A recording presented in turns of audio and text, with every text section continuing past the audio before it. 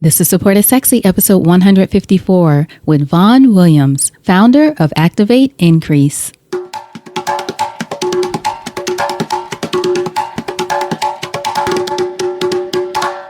Welcome to Support is Sexy. I'm your host, Elayne Fluker, entrepreneur, author, and founder of Chic Rebellion Media.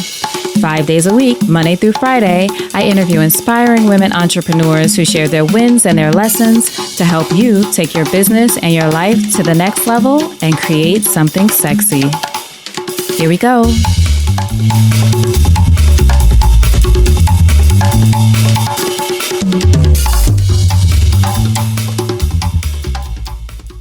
Hi, everyone. Welcome to a new episode of Support is Sexy. I'm excited to have you here because it just would not be the same without you. And today, our guest is Miss Vonne Williams. And Vonne is the founder of a company called Activate Increase, which is really a financial consulting firm. At least that's what I'm calling it. But she does so much more. I mean, she works with tax preparation. It's busy season for her.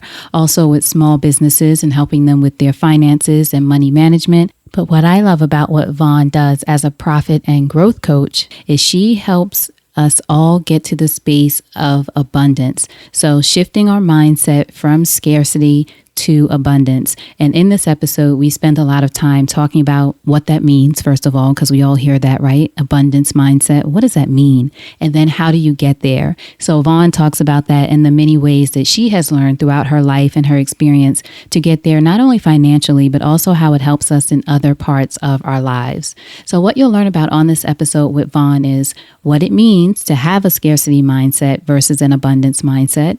Also, how to adopt an abundance mindset. How being a good steward of your finances leads to abundance in other areas of your life. The importance of setting up your financial life so that you can have freedom of choice in your future. She talks about the common money mistakes a lot of us make. The hard lesson Vonne learned about managing her own money. And Vonne, I so appreciate you sharing that part of your story. So listen out for that. Vonne talks about a tough period that she went through, not only just with her money, but personally, and how she made a comeback from that time in her life and what it taught her. Also, how to prepare yourself for the moments when life happens, because life is going to happen. Simple tools to use as an entrepreneur to track your spending. How to get your masculine energy in check. Thought that was very interesting. Also, why you need to give yourself permission to let go. The importance of giving yourself permission to stop. I paused for a moment there because that was church for me when Vonne was preaching that message. That really hit home for me. Also, how opening yourself up to support can change your life. And you know, we're all about that around here because support is sexy. So I know you're going to enjoy this episode. For more information, the resources and the tools that Vonne mentions in this episode, go to supportissexypodcast.com. That's supportissexypodcast.com and type Vonne, VONNE, into the search box and you will be able to see all of the information there, including how to get in touch with her. All right. So now, without further ado, Vonne Williams. So Vonne, thank you so much for joining me for an episode of Support is Sexy. I'm excited to have you here, especially during tax season. Yes, thank you. It's my pleasure to be here. I appreciate it. Absolutely. So first question, when did you first fall in love with entrepreneurship? Oh, wow. I don't even think I was in double digits yet. I might have been 9 or 10 years old. I would build things like little arts and crafts, refrigerator magnets and this sort of thing, and people would buy them. You would make them? I would make them with my hands, yes. What do you think drew you to, well, not only just making them, that might have just been an interest of yours or creativity, but what let you know that, hey, I could sell these? Do you remember? Yeah, I remember. I made a set of like butterfly magnets for the refrigerator. It was just decoration. Somebody had showed me how to do it, and my mother took them to work, and I believe she put them on her locker or something. Mm-hmm. And somebody saw them and was, wanting to know where she got them from. And she says, "Well, my daughter makes them." And so the person asked her, "Well, do you think that she would make me a set?" Mm-hmm. I could give these out as, Christmas gifts or whatever the case may be. Not sure what the deal was back then, but could she make me a set and I'll pay her for it? And, my mom was like, yeah, sure, I'm sure she would. Right. And, that pretty much did it. And your business was born. And do you feel like from that point you sort of had the entrepreneur bug? Of course, you might not have known what it was then, but. I don't believe I knew what it was. I got a good lesson, though, in what being in business was all about. Of course, my mother bought the material and stuff for me, but when I sold my first few sets of those magnets or whatever, she wanted her money back. Mm-hmm, right. That's right. It's like, I made an investment. I want my money back. I love it. Now, where did you grow up? I grew up in Reedsville, North Carolina. Okay. So what was a young Vonne like in addition to being entrepreneurial so early? Oh, wow. Pretty random, actually, pretty random. I was athletic, relatively studious, not very much. Always thinking, what could my next project be? When I was in high school, I also liked to play around with music and DJing parties and this sort of thing. So. And I always, as soon as I could get a job, I got a job because I wanted to have my own money. I wanted to have my own money, my own income so that, I could do the things that I wanted to do. How old were you when you first started working as far as a job? Oh, I'm 15 years old. Yeah. I was young too, and I tell people that I think I was, probably wasn't supposed to be working. I think I was like 14 or maybe 15, and I worked in like a nursing home. It was almost like volunteering, but we got paid and had, little employee badges. But like you said, as soon as I was able to do it, I just wanted to. Yeah. I mean, and those of us that start early kind of get a jump on things. And I learned very early that I wasn't sure that I liked working for somebody else. So what revealed itself to you during that time that let you know that? Was it just your personality? Yeah, just my personality. And I won't say that I was rebellious. I just believe that there was a better way to do things. There's got to be a better way. Now, with places like McDonald's who have proven systems and, they've evolved over the years, that system works. You really can't mess with it. But some of the other places that I worked, I just believe that there was a better way to do, some of the inventory and this sort of thing. And, back then there weren't really any, there wasn't software that could track, inventory and, what were you spending and that sort of thing. But I thought that there was a better way to do the accounting, to track this stuff as opposed to counting each unit, and staying there 3 or 4 days to count every single thing. What would you say were some of your greatest influences overall growing up? Absolutely my parents. Basketball coaches, softball coaches, my peers who were about, moving from our little small town, to do something different in the world. And my friends were very ambitious. So we all just kind of got along, and we knew that once we parted ways, once we graduated, we parted ways, we weren't going to see each other very much anymore. You knew that then, as opposed to pretending we're going to see each other all the time. Oh, yeah, we knew.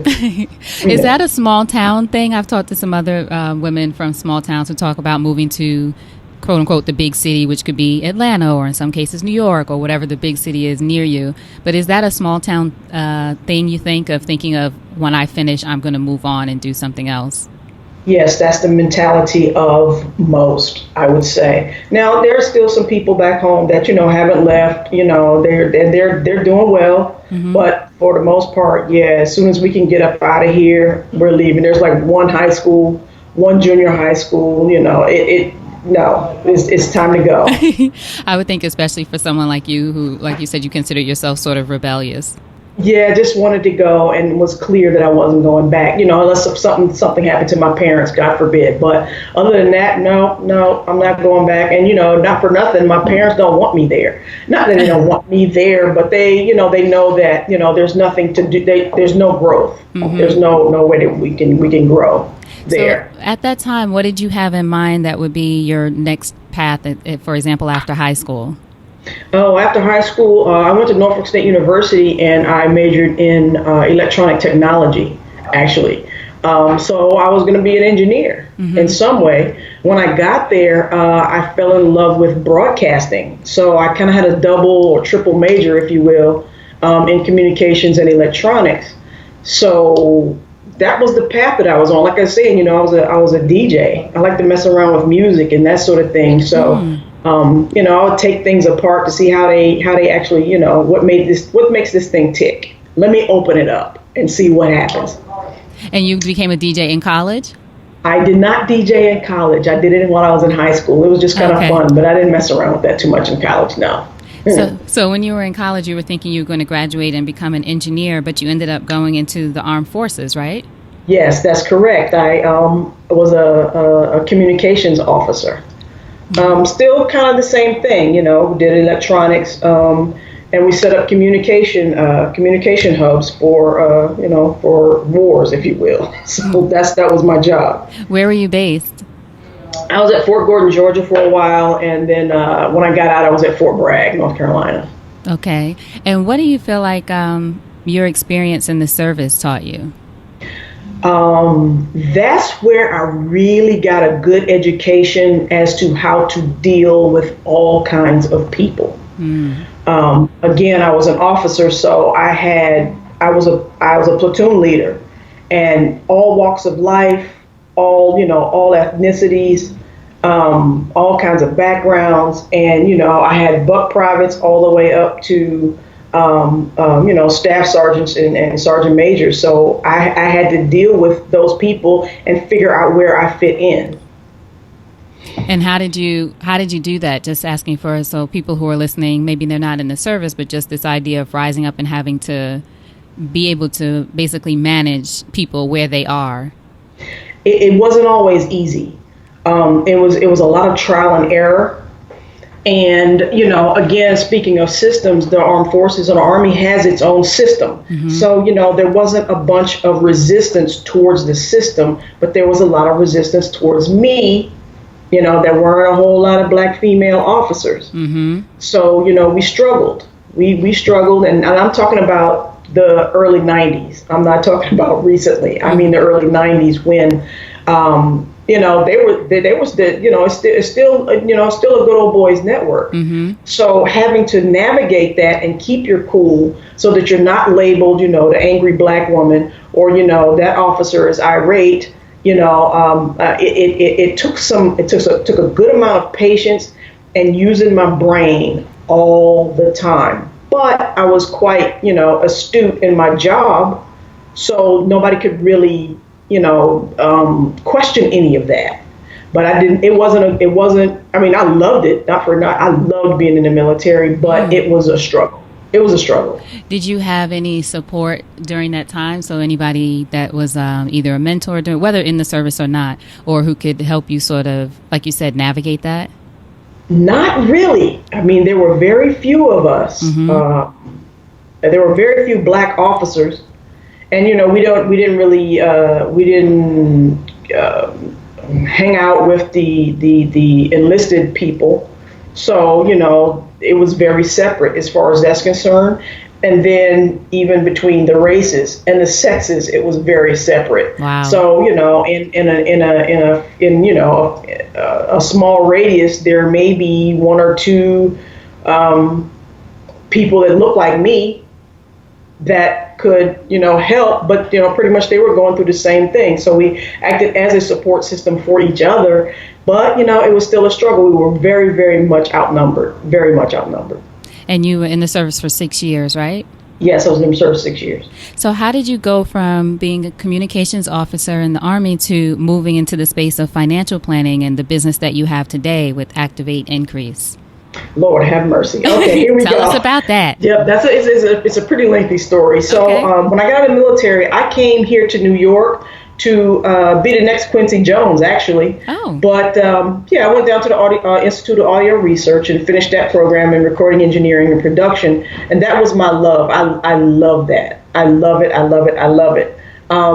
Got into the studio, didn't like it very much, but I really love live sound. Like the studio thing was mundane, it was repetitious, we're not getting anywhere, and my attention span just couldn't take it. but I really found my niche in live sound and audio visual. So while I was in the studios, though, I would see young artists getting, advances from the record companies, and they were just blowing it. And a lot of these artists, had one hit, and then that was it. They were done. And I just couldn't understand it. I'm like, and back then, in my early 20s or my mid 20s, I didn't get, the mentality of us at that particular time. I didn't understand that. I just knew that, I'm here in the studio with you. I'm seeing what you're doing with your money. And like, you don't know if this is going to be your last record. Like, what are you going to do after this? And it's ironic, because I moved on from being in the studio to, like I said, audiovisual and live sound or whatever. And I got a bunch of positions in, corporate audiovisual, which was very cool and very lucrative for, a good long while. And I would see some of these one-hit wonders working in the mailroom. And I'm like, what happened to you? And so I spent all my money. I didn't get another deal. That was my first record. That was my only record. Or, they put out one or two or one album, and it was over for them. Wow. That's like, and it's like, sorry to interrupt, but just thinking about, I just watched recently the New Edition story that was on BT. I don't know if you saw that, but they definitely spent some time in showing that part of their journey where, as kids and their moms didn't know any better, they were signing away everything, and they got like $500 or some low amount to start. Meanwhile, they're traveling the world and their records on the radio, but the understanding the business part of it, or that money, if you get an advance, it has to be paid back. Like your mom with the magnets, you got to be paid back. But so many people, especially in the music business and a lot of industries, don't realize that. So it sounds like that's what was going on there. That's exactly what was going on, and it broke my heart. It really, really broke my heart. But moving forward, and it always kept it in the back of my mind. And pro athletes do that as well.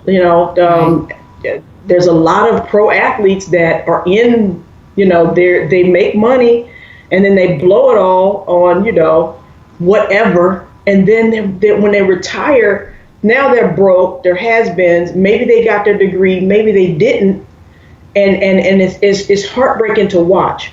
So after a while, doing the audio visual and doing the live sound or whatever kind of took its toll on my body. I can't lift stuff like I used to. I can't crawl around on the floor and swinging from the rafters, hanging lights and all this other thing. So I was finding that my jobs were getting less and less. And so during some of this time, I was a technical director for a not-for-profit, and I kind of got thrown into doing the financials. So I had to teach myself this stuff to keep, the organization afloat. And so, that's kind of how I got into that. But as my jobs were drying up, my mother said, why don't you just go and take the H&R Block course? Just go take it. I'll pay for it. Go take it. And I said, all right, cool. And so I learned how to do taxes. And so coupled with me learning how to do accounting on the fly and the tax business and watching what's happening to our people, just throwing our money away, I fused it all together. And that's how I came up with Activate Increase.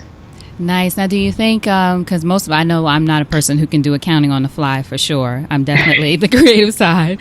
But what do you think having that engineering background and who you were was allowed you to be able to pick that up? And then, of course, you took courses and things later. Yeah, absolutely. Engineering isn't easy. There's algorithms and calculus and all kinds of stuff. So I won't say that accounting is easy. It's very intricate.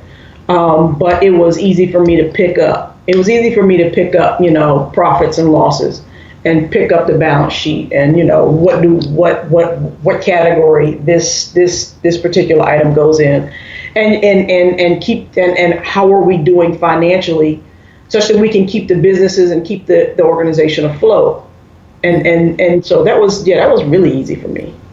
And now, what would you say the primary services Activate Increase offers to your clients? Well, tax tax preparation, of course, small business accounting, and I also do financial abundance coaching, trying to get people to switch their mindset from one of scarcity to one of abundance. And I really enjoy doing that with people. It really, really, it warms my heart to see people, make progress. Right. Now, that was actually a question that I had for you about this idea of an abundance mindset. I feel like it's a good thing. And but I feel like we're hearing it a lot more. But how, for people listening, how does someone, and maybe there's not just one easy way or some, a few easy steps, but how does one at least make the start to shift their mindset from a scarcity mindset to an abundance mindset? Well, first, what does it mean to have a scarcity mindset and an abundance mindset? And then how do you suggest we start to make that shift? Well, first and foremost, it's a choice. Mm-hmm. It's absolutely a choice, but scarcity is ingrained in us through the generations. My parents are products of the Great Depression, where there was not enough. Mm-hmm.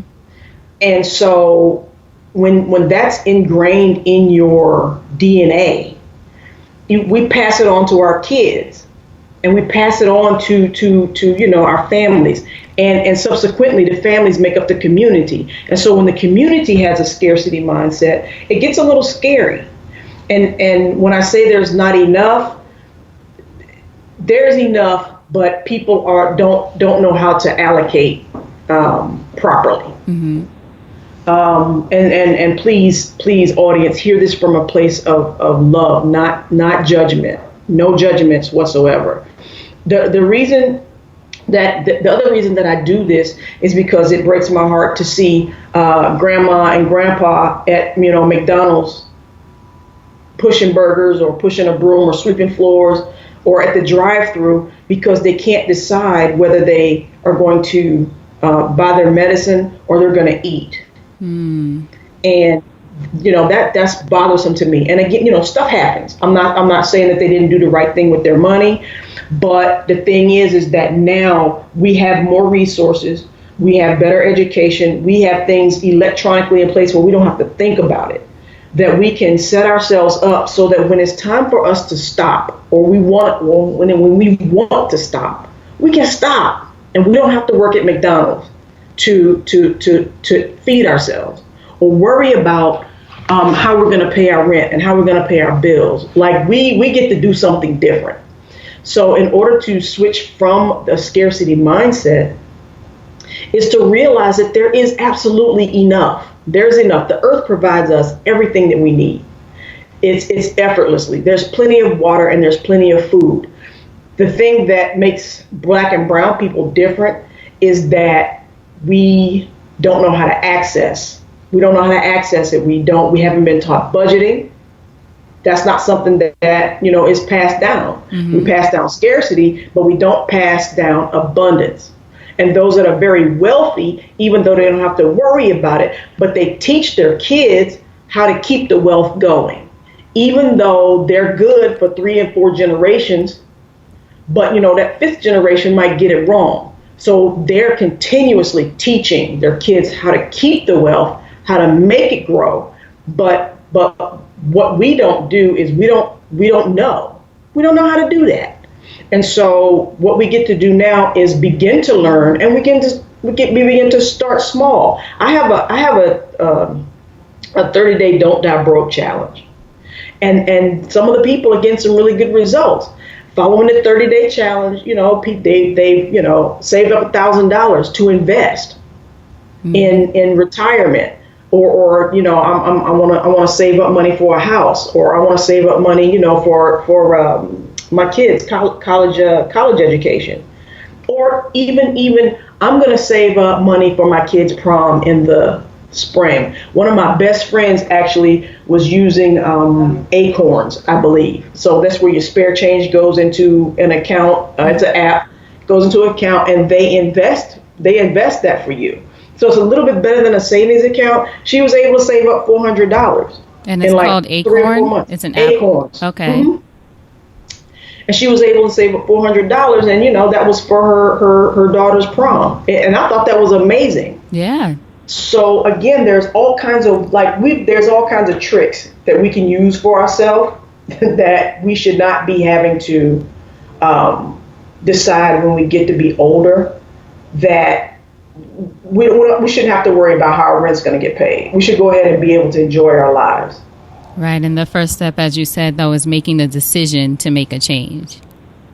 Yes. So, again, it's to make the change. We sit down, we talk. Let's get our mind away from scarcity. But again, it's ingrained in us. So that's our automatic switch. It's on autopilot all the time. But in all actuality, there is plenty. And it also goes back to, how we treat our money, is how we treat ourselves. If we're in abundant health, we treat ourselves better. Mm-hmm. We treat our loved ones better. And because there's plenty of love, and we have plenty of love, and we have, our God has made us in His image perfectly, but we get to be good stewards of that as well. We get to, put in some good food, get proper rest, drink water, get a little exercise, right? Mm-hmm. Don't overdrink, oversmoke. But other than that, again, no judgment. But we get to be good stewards of everything that the universe has provided for us here on Earth. In your experience, what would you say is the common money mistake, I should say, most people make? Oh, living beyond our means. Absolutely living beyond our means and robbing Peter to pay Paul. Mm-hmm. We will borrow money to pay off credit cards, and when the credit card is paid off, we will run it back up to the limit. Right. Why bother? Why even bother? Sorry, go ahead. No, go ahead. Sorry about that. I was just going to say then, what would you say has been the biggest money mistake that you have made and the lesson that you learned from it?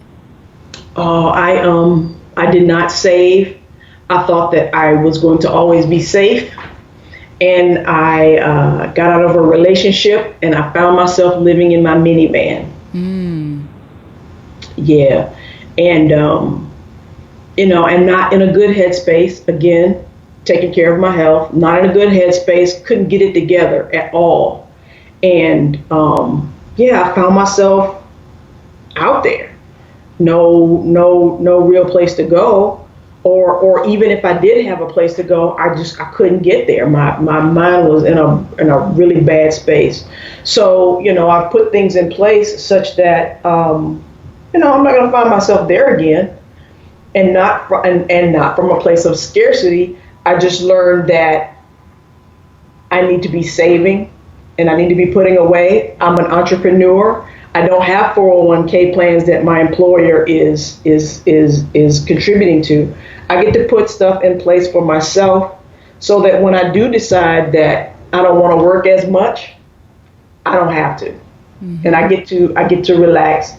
And we can, the thing that we can never get back is time. And we have plenty of time. But again, are we being good stewards of that time? Right. And then how did you, during that time of living in your minivan, how did you you said, you weren't in the healthiest headspace at the time. How did you get through that? Did you have support through that? Or did you, as you mentioned earlier with abundance, did you make a decision that I have to, make a change to get out of this?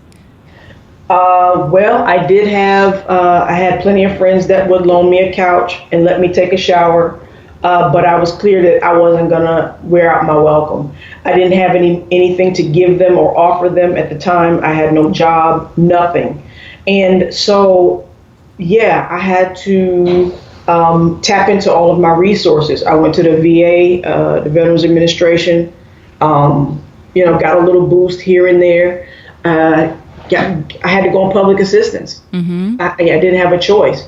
So, and from from that and going through therapy and counseling, I was able to formulate, business plans and financial plans. And how am I going to, begin to save, even if it's $1, $2, $5, $10, $20. And it took me some time, but I finally got myself into a position where I can kind of choose. I can choose who I want to be in business with. I can choose whether I'm going to take a job or not. And I make decisions. Thank God I can make decisions from a holistic place as opposed to desperation. Right. And what year or years were these that you were going through this?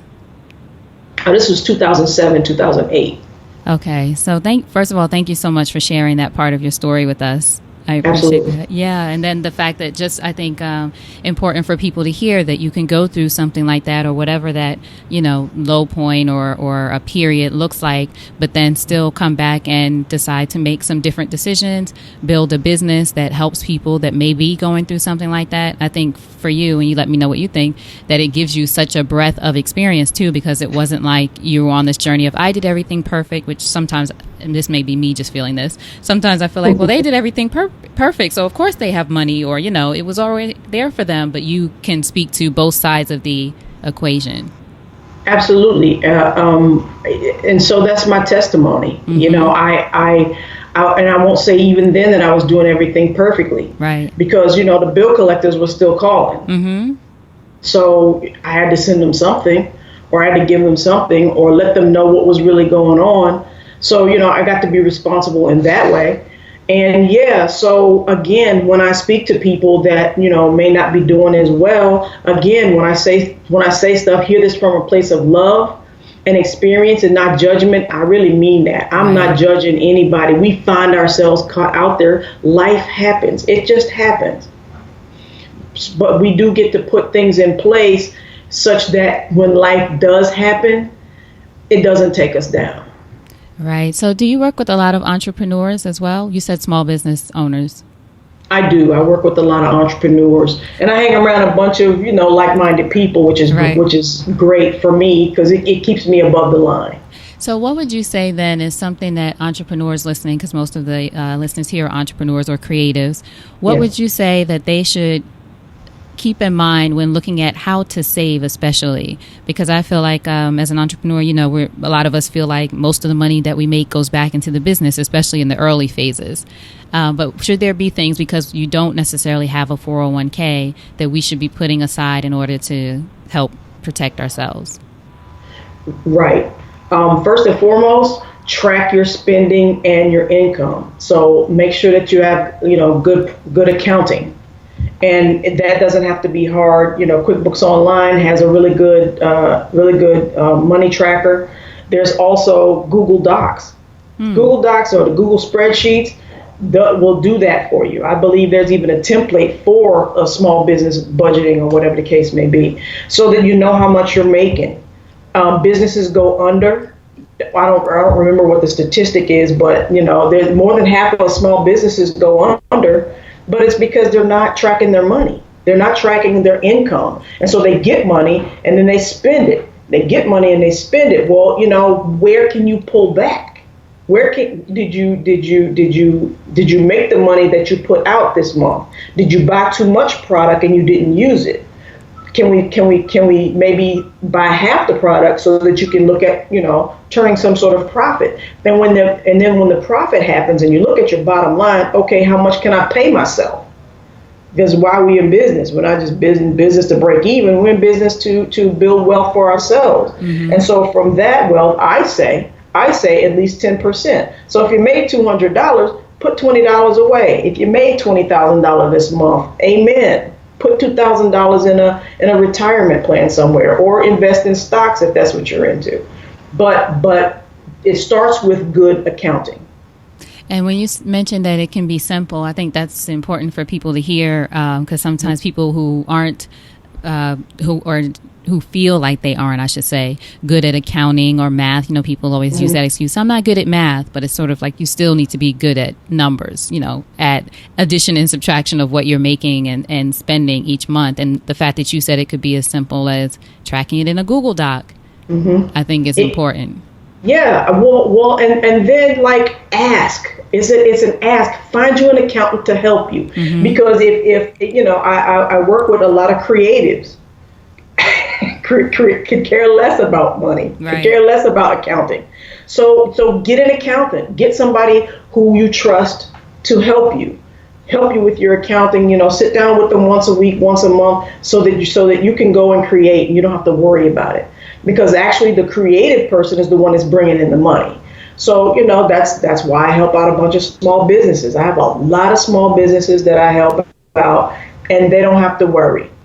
The biggest part, the hardest part of my job with them is to get them to sit down or get them to listen or pin them down so I can show them what's going on. But that's to be expected. They're creative. They're out, creating whatever they do in the world, be it, making hats or selling desserts, or, a dance instructor. They don't care anything about this. So that's why they come to me, and I take care of them as best as I can.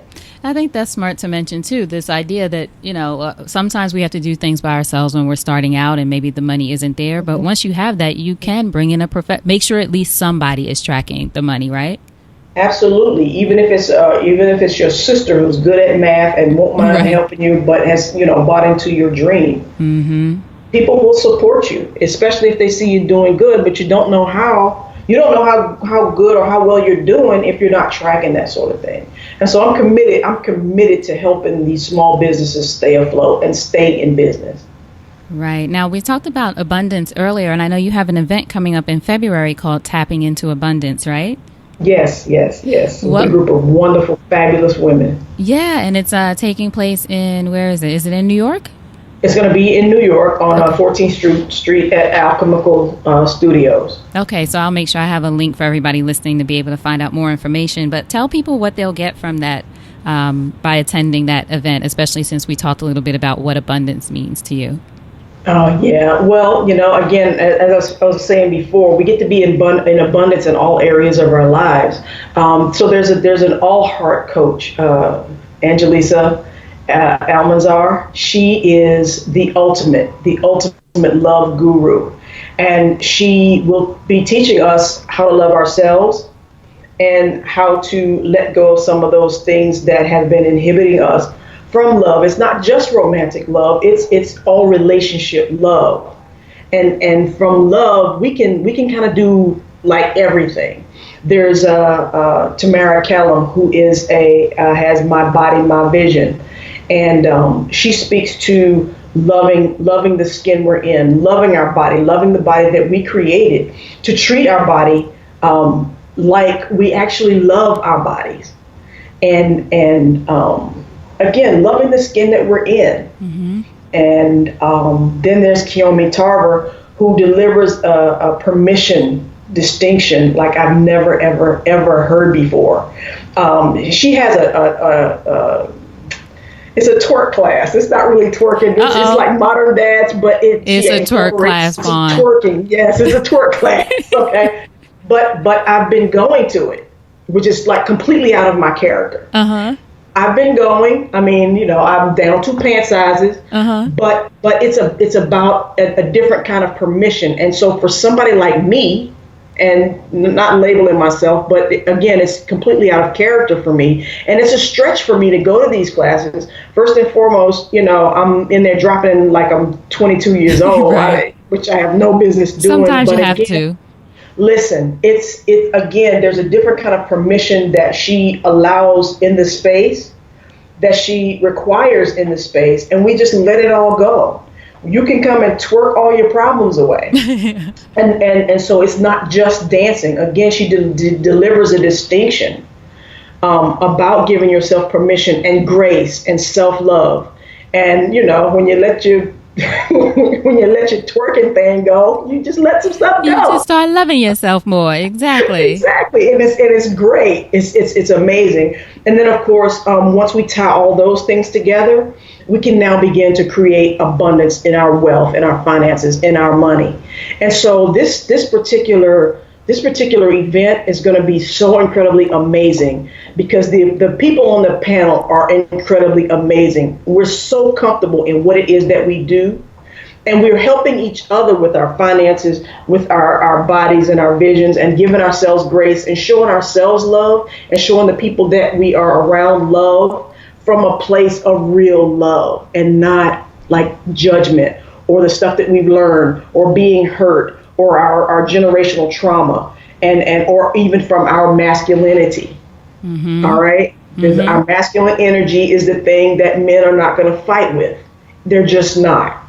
They're not going to fight with that. So until we start to get that in check, we can begin to create some other things in our lives and giving ourselves permission and grace to open up spaces for all the abundance that the universe has for us. And I'm really excited about that. That thing has me excited. I'm excited too. I wish I was going to be there. For everybody listening, I'll have the link to it. So the website, I think it's flowingintoabundance.eventbrite.com.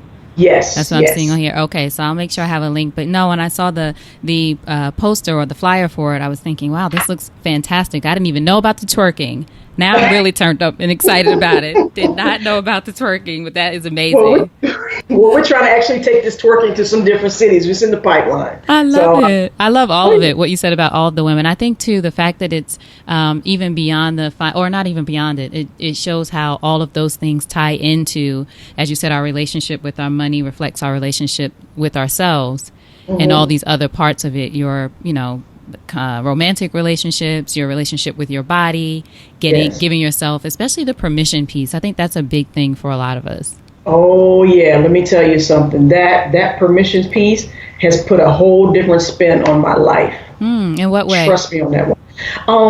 Well, again,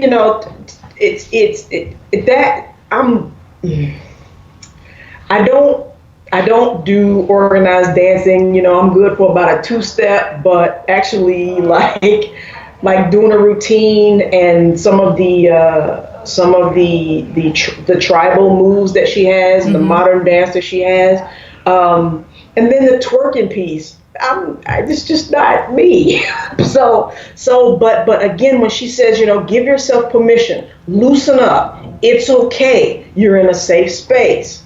And when we give ourselves permission to do this, you'd be surprised how quickly and easily you'll give yourself permission to open up a little bit more with romantic relationships or business relationships or with yourself. Because a lot of us don't really have good conversations with ourselves. We don't treat ourselves very well. We call ourselves all kinds of names.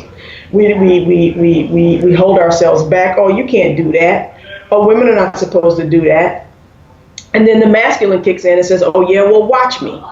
Right. And sometimes that's necessary. But, if it flows into an area where it's not necessary, then we kind of, shoot ourselves in the foot and we block up the things that, may be happening. Does that make sense? Yeah, no, that totally makes sense. Yeah, I think that's why I asked about it too, especially just like you said, you'd be surprised with giving yourself permission to do in one space, in this case, the dancing, how it can flow into other parts of your life. Because so many of us, I think, don't give ourselves permission to do things. And I think what you spoke about earlier, the things we don't know, we don't give ourselves permission to say, I don't know how to do that. Let me get help or let me get support, so that probably runs into a lot of problems for us, especially financially too. Exactly. What would you say then entrepreneurship has taught you about yourself as a woman? It has taught me how to press, like keep moving, keep pressing. Don't give up, don't give up, don't give up, don't give up. Keep moving, keep moving, keep moving. Don't stop. Don't stop. Don't stop. And it also has taught me to stop. It's time to stop. You've been here all day. You've been working for 12 hours. Stop. Stop. Stop. Today you're not going to work because, we shouldn't procrastinate, but this can wait. Stop. Take a break today. Sleep today. Catch up on your sleep today. Figure out what your next move is going to be today. But we're not going to go and crunch numbers today. We're not doing that. And again, that ties into the permission piece as well. Right. Because we as entrepreneurs think that we got to go and go and go and go and go. Because if we don't work, we don't eat. Right. Right? So, but again, there's plenty. We have enough.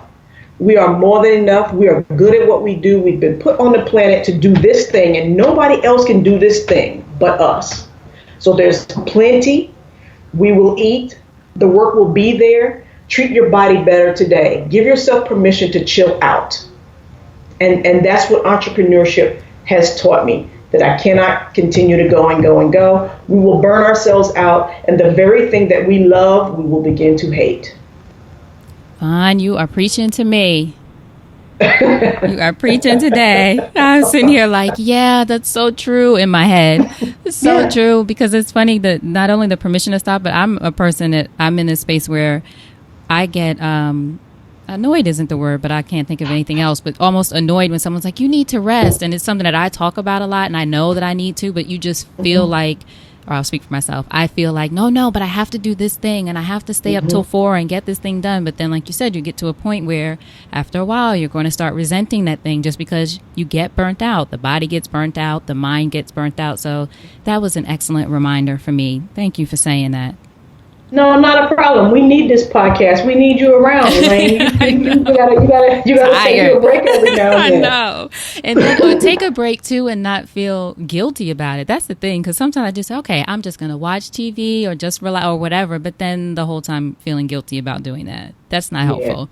Yeah, I want you to work on that. Yeah, we're going to work on that. All right. This is not my therapy session, but thank you, Vonne, for doing that. You got it. You know, sometimes people say stuff and you're like, does she know that I'm going through? Okay, no, that's good. Excellent. Thank you.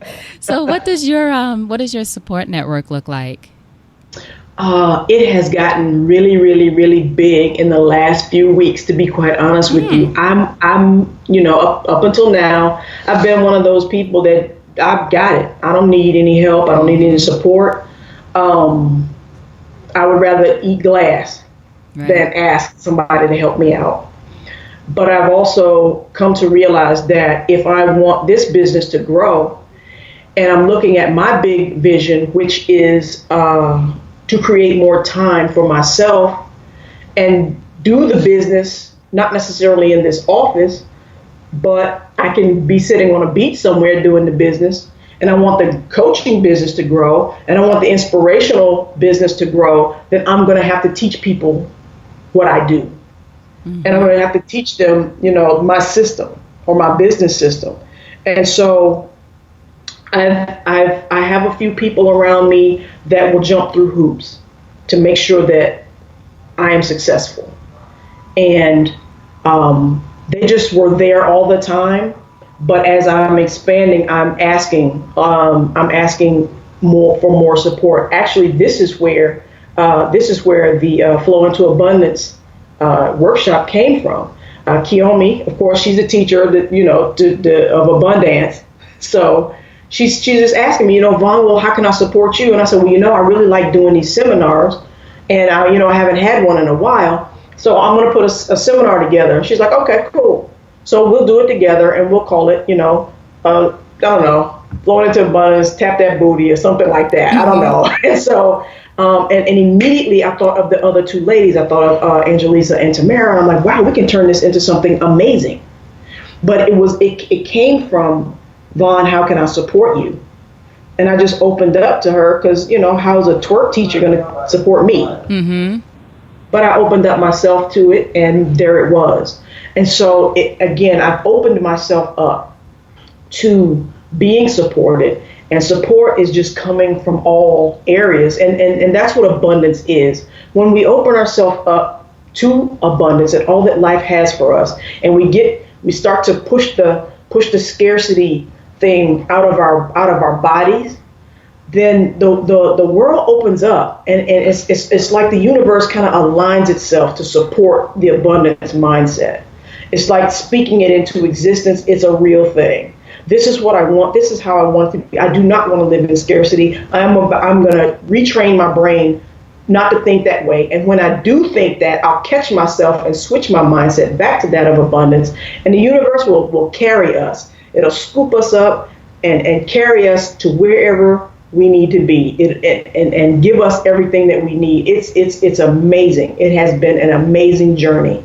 And so my support has opened up. It's now sometimes I don't even have to ask. It just kind of happens. Mm-hmm. That's beautiful. You know, wow. I need a cup of coffee, and a cup of coffee shows up. Right, So, exactly. That law of attraction. No, that's wonderful. Thank you. Well, that's what the motivation for the support is sexy idea. Just yours. That's such an example of that. One, first, you admitting or realizing this whole thing that I say, even myself, we have to get over. I got it. As soon as somebody asks me, oh no, I got it. We're quick to say I got it without it. It's almost like a reflex. It is. In addition to being able to ask, but as you are an example of being able to accept support, I always say that's the hardest for a lot of us. Accepting support and then seeing how all of these things show up just by you being open to it. Absolutely. Do you feel like in the beginning, when you first started realizing this, that you had to sort of push yourself outside of your comfort zone to be able to accept that support? Oh, yeah. Okay. And sometimes I still don't like it. But again, that's our default setting. Mm-hmm. And we get the trust. We get to trust those that have not even been trustworthy. Because either we're going to trust or we're not. Mm-hmm. You're not giving me a reason to trust you. Well, maybe this time they'll come through. Right. Those are the courageous decisions which you have to make every day. Absolutely. Right. Absolutely. Now, in closing, if you think over your life and career and you had the chance to thank only one person whose support was critical to you personally or professionally, who would that be and what would you say? My parents, my mother, she, wow, I like, there are really no words. And we say that a mother's love is, unconditional and all of that sort of thing. But when I really, really, really look at it, she has been the pillar. She has been the rock. She has been the support. She has swooped down and rescued me. She has given me tough love. She taught me what cost of goods sold was. She opens her home to me whenever, back in 2007, I had to go back to North Carolina, and I had to stay there with her for a while. She forgives. And I mean, I've wrecked cars. I have gotten myself in debt. I have sold things that, didn't belong to me. And she has forgiven me anyway. Mm-hmm. And because, that's mom. And we'll, blatant, I'm not going to help you out of this one. You got to figure it out. And I don't know where I would be. She has taught me some really, really good lessons, and we don't always agree on everything. She doesn't believe that I should be traveling to South Africa again, but I'm going. But I understand where that comes from. And she tells me exactly what she thinks, and I don't agree with it, and it's okay. We're two different people, but I'll never get grown in her eyes. I'm going to always be her baby, and I understand that. So, I let her have what she's got going on. But again, she forgives, she supports, she doesn't always agree. When I came out, but she's accepted every single partner that I've had. Mm-hmm. She's just, she's not going to let anybody mess with me. She's a feisty little thing. So I just said a lot of words, but I have no words. She has taught me everything, like everything. She's taught me how to deal with people, especially when, she dealt with the same racism, being the only black accountant in an office full of, Caucasian people in the South. Our own hidden figures. Like she was it, and had to endure and pull some other people through.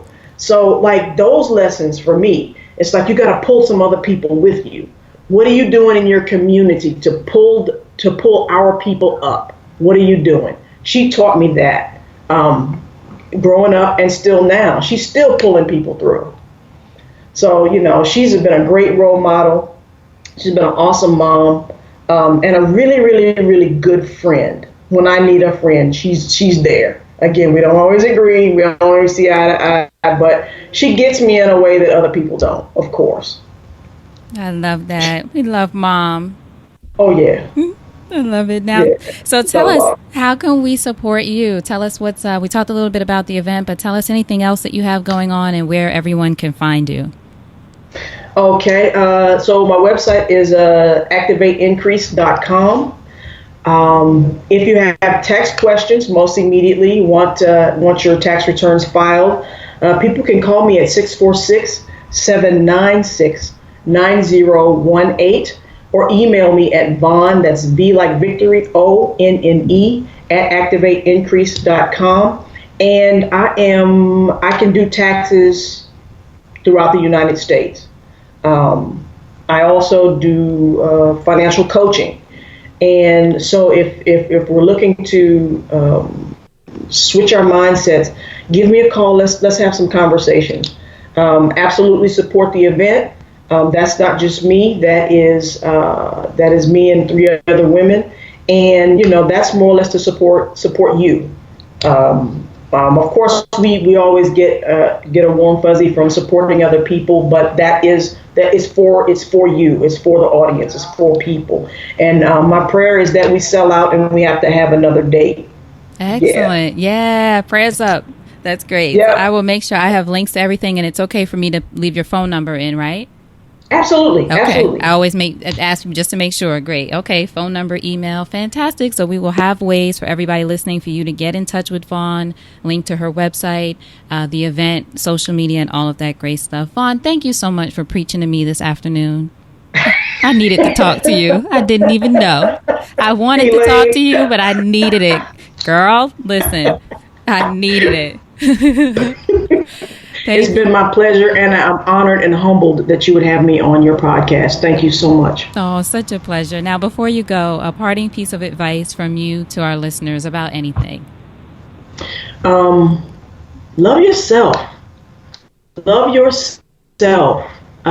Treat yourself like you would treat your best friend or your boo. Treat yourself really, really, really, really well. Like you really think that you matter, or you really believe that you matter. Eat well. Be good stewards over your finances. Give yourself affirmations. Give yourself a kiss in the mirror. And when it gets bad and you feel like it's time to give up or throw in the towel, take 2 or 3 more steps and push yourself through it. I'm a firm believer of that. And love the people around you. Give love freely. Give it to them. It's not for us to keep. Excellent. I love it. Vonne, thank you so much. Hold on just 1 second. Sure. All right. Thank you so much for listening to that interview with Vonne. And again, if you want to see the resources and tools that she mentions in this episode, as well as how to get in touch with her, just go to supportissexypodcast.com, search Vonne in the search bar, VONNE, and you'll see her show notes page pop up with all of her information there and links to everything. So it's nice and easy for you to get in touch with her. And also, if you'd like to hear more interviews with inspiring women entrepreneurs and help us to continue to bring you this offering of the Support is Sexy podcast 5 days a week, please go to supportissexylove.com. That's supportissexylove.com. Check out the video there. I have some rewards there. It's all part of a campaign that I'm doing to continue to raise funds for the Support is Sexy podcast to help us to continue to bring this offering to you. So supportissexylove.com, whether it's a donation or you share the information, any support is appreciated because support is sexy. All right. So thank you again so much for listening. And now you know what to do. Go out there and create something sexy, and I'll talk to you soon. Take care.